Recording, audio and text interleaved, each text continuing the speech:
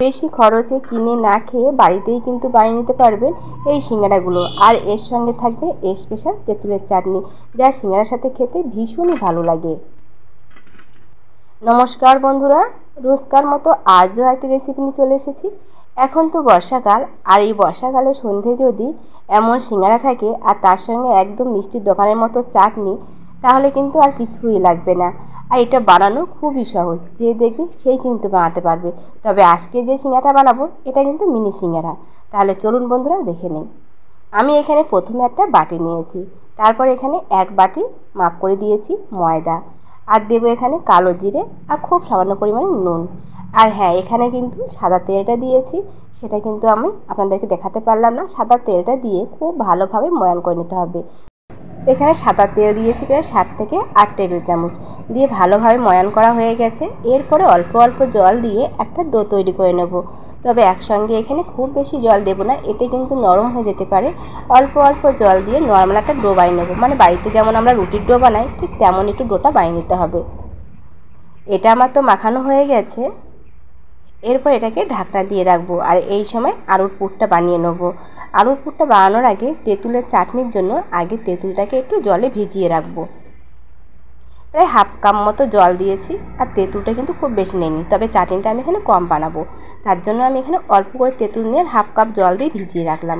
এই সময় রান্নাটা করব, তবে রান্নাটা যে করব সাদা তেল দিয়ে।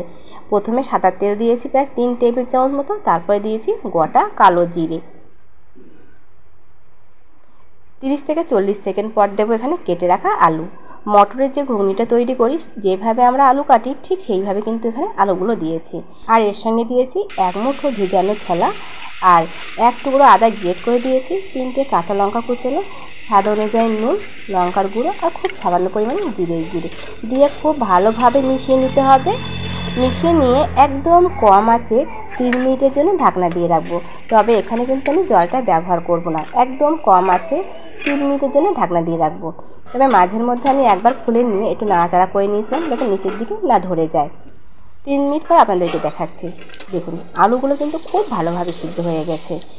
এরপরে খুন্তির সাহায্যে আলুগুলোকে হাফ ভাঙা করে নেবো, এতে বেশ মাখো মাখো হবে, খেতেও কিন্তু বেশ ভালো লাগবে। আর দিয়েছি এখানে 1 মুঠো চীনাবাদাম। সিঙ্গাড়ার মধ্যে বাদাম আর ছোলা থাকলে কিন্তু খেতে বেশ ভালো লাগে পুরটা। এটা আমার তৈরি হয়ে গেছে, মানে এখানে যখন দেখবেন কড়া থেকে সম্পূর্ণ ছেড়ে দিয়েছে আর বেশ মাখো মাখো হয়ে গেছে, সেই সময় কিন্তু আলু পুরটা নামিয়ে নিতে হবে। এই সময় বানিয়ে নেবো আমি এখানে তেঁতুলের চাটনি। এর জন্য এখানে 1 কাপ চিনি দিয়েছি আর 1 কাপ জল দিয়েছি। আর এই ফাঁকে আমি এখানে তেঁতুলের পাল্পটা ভালোভাবে বের করে নেব। এই অংশটা কিন্তু আমি বাদ দেব, আপনারা চাইলে কিন্তু এটাকে ছেঁকে নিতেও পারেন, তবে আমি এটাকে আর ছেঁকে নেব না। এই চাটনিটা কিন্তু এইভাবে বানালে অনেক মাস ভালো থাকে, কোনো রকম ফ্রিজ ছাড়া। আর তাছাড়া চাটনিটা কিন্তু সিঙ্গাড়াতে খেতে যেমন ভালো লাগে, ঠিক তেমনই ফুচকা বা যে কোনো চাটে খেতেও কিন্তু বেশ ভালো লাগে। একবার বানিয়ে কয়েক মাস বেশ সংরক্ষণ করে রাখুন। এখানে যখন চিনির বরফটা উঠে যাবে সেই সময় কিন্তু এখানে দিয়েছি তেঁতুলের পাল্পটা, দিয়ে খুব ভালোভাবে ফুটিয়ে নিতে হবে। হ্যাঁ, এখানে দিয়েছি স্বাদ অনুযায়ী নুন, খুব সামান্য পরিমাণে দিয়েছি হলুদ গুঁড়ো, আর দেবো এখানে গোলমরিচের গুঁড়ো। আপনারা চাইলে গোলমরিচের গুঁড়োর জায়গায় কিন্তু কাশ্মীরি লঙ্কার গুঁড়োটা ব্যবহার করতে পারেন। আমি এখানে কাশ্মীরি লঙ্কার গুঁড়ো না ব্যবহার করেও খুব সুন্দর দেখুন কালারটা চলে এসেছে। এটা কিন্তু বেশ ঘন ঘন হয়ে গেছে। এই সময় এটাকে নামিয়ে নিতে হবে, আর এটা ঠান্ডা হওয়ার পর কিন্তু আরও ঘন হয়ে যাবে। তেঁতুলের চাটনিটা তো হয়ে গেছে, এক সাইডে সরিয়ে রাখবো। আর এদিকে এই যে ময়দা ডোয়ের থেকে থালাটা খুলে নেব, নিয়ে আবারও হালকা হাতে একটু মেখে নেব। আপনারা আমার গলা শুনেও বুঝতে পারছেন যে গোড়াটা কতটা ধরে গেছে। আমার এই গোড়াটা কিন্তু বেশ মানে কি বলি ঘন ঘনই ধরে, জানি না কেন, মানে বছরে 3 থেকে 4 বার ধরে, খুবই সমস্যা হয়। যাই হোক, আমি কিন্তু এখানে ডোগুলো কেটে নেবো, তবে ডোগুলো একটু ছোটো করে করবো। আজ যেহেতু বলেছি সিঙ্গাড়াগুলো মিনি সিঙ্গাড়া বানাবো, তার জন্য ডোগুলো একটু ছোটো করে কেটে নিয়ে খুব সুন্দরভাবে গোল করে নিয়েছি। তারপর এটাকে বেলে নেবো। তবে আমি বেলার সময় এখানে তেল বা ময়দা কোনোটাই ব্যবহার করছি না, আপনারা চাইলে কিন্তু এখানে ময়দাটা ব্যবহার করতে পারেন। আর এটাকে লম্বা করে আমি এটাকে বেলে নেবো। একটু মোটা রেখে বেলে নিয়েছি। এরপরে ছুরির সাহায্যে ঠিক মাঝখান থেকে কেটে নেব। আর একই রকমভাবে কিন্তু আমি এখানে সবগুলোই কিন্তু এখানে রুটিগুলো করে নেব। এখানে সবগুলো আমি বেলে নিয়েছি। প্রথমে এখানে একটা রুটি নেব, ঠিক নিচের অংশটা সামান্য পরিমাণে জল হাত করে নেব, যাতে সিঙ্গাড়াগুলো ভাজার সময় না খুলে যায়। তারপর এটাকে ঠিক মুড়ে নেব এইভাবে। দেখো বন্ধুরা, বুঝতে পারছেন যে সিঙ্গারা বানানোটা কতটা সহজ। এর মধ্যে দেখুন একটা বাটি মতো হয়ে গেছে। এরপরে এখানে চামচ ভর্তি করে দেব আলুর পুর। সিঙ্গারায় কিন্তু আলুর পুরের পরিমাণটা একটু বেশি থাকে, এর জন্য হয়তো খেতেও কিন্তু বেশ ভালো লাগে। আর চারদিক সমান করে এখানে দেব সামান্য পরিমাণে জল হাত দিয়ে ভালোভাবে মুখটা আবারও বন্ধ করে নেব। জল হাতটা দিলে সিঙ্গারাগুলো কিন্তু ভাজার সময় একদমই খুলে যাওয়ার ভয় থাকবে না। এটা কিন্তু আমার হয়ে গেছে। দেখো বন্ধুরা, বুঝতে পারছেন যে সিঙ্গারা বানানো কতটা সহজ। একটা থালায় নিয়ে নেব, একই রকমভাবে কিন্তু আমি আরগুলোও করে নেব।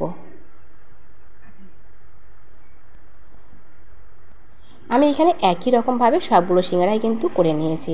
তারপরে এগুলোকে ভাজবো সাদা তেলে। এর জন্য কড়াইতে সাদা তেল দিয়ে রেখেছি, তবে তেলটা কিন্তু গরম করলে হবে না, হালকা গরম হবে, সেই সময় তেলের উপরে একটা একটা করে ছেড়ে দিতে হবে। একদম কম আঁচে রেখে কিন্তু সিঙ্গারাগুলোকে ভেজে নিতে হবে। আর কম আঁচে রেখে ভাজলে সিঙ্গারাগুলো কিন্তু খুব সুন্দর মুচমুচে হবে। এখানে আমি বাদামি করে ভেজে নেব। এক পিঠ হয়ে গেছে, উল্টিয়ে পাল্টিয়ে নেব। আর উল্টিয়ে পাল্টিয়ে একটু সময় ধরে সিঙ্গারাগুলোকে ভেজে নিতে হবে। আর একসঙ্গে কিন্তু অনেকগুলো সিঙ্গারাই ভাজা যায়। আমি এগুলোকে বেশ উল্টিয়ে পাল্টিয়ে বাদামি করে ভেজে নিয়েছি। খুব সুন্দর একটা কালারও চলে এসেছে। একটা ঝাঁঝির সাহায্যে তুলে নেব। আর একই রকমভাবে কিন্তু আমি এখানে সবগুলো সিঙ্গারা ভেজে নিয়েছি। দেখো বন্ধুরা, বুঝতে পারছেন তো যে সিঙ্গারা বানানো কতটা সহজ।